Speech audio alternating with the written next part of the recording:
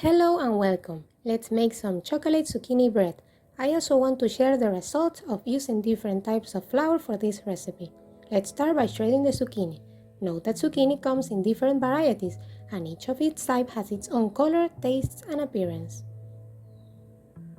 But I've tried this recipe with other types of zucchini and it works well.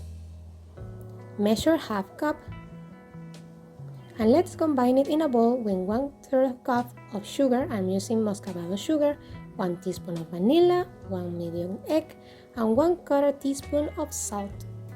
For research purposes, I wanted to try making one zucchini bread with a different gluten-free flour than the one I like, just because it uses fewer ingredients. Here's where we add our desired flour. You can use all-purpose flour, gluten-free flour, or oat flour. Half cup of flour, half teaspoon of baking powder, and 1/4 teaspoon of baking soda.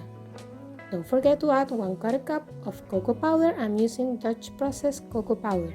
Natural cocoa powder works great too, and I even think the flavor is better. I just love how dark and appetizing it looks if you use Dutch processed cocoa. Mix a bit before adding 1/4 cup of oil. You can use sunflower oil. Note that you can use the oil you like the most. The only reason I'm not using a healthier and milk-flavored oil for this recipe is its price. And 50 grams chopped chocolate. My personal preference is bittersweet 56%.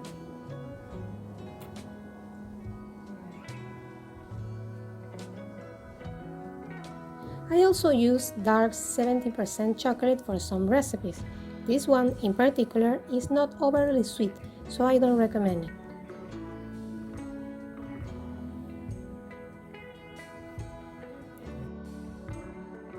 Now you have two options here. One, make chocolate zucchini bread. I will leave the pan size in the description box below.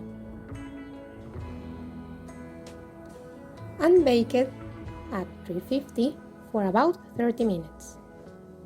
Or option 2, make individual zucchini muffins.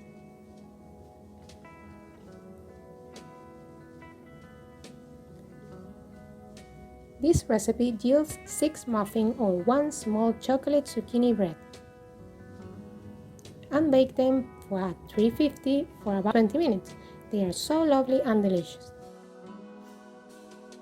The zucchini bread I made using the new gluten-free flour mix wasn't that good.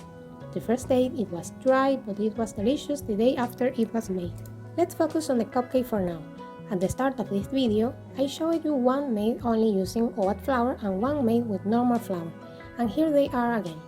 Look at how delicious the one made with oat flour looks. On the downside, the texture, it was a little bit doughy.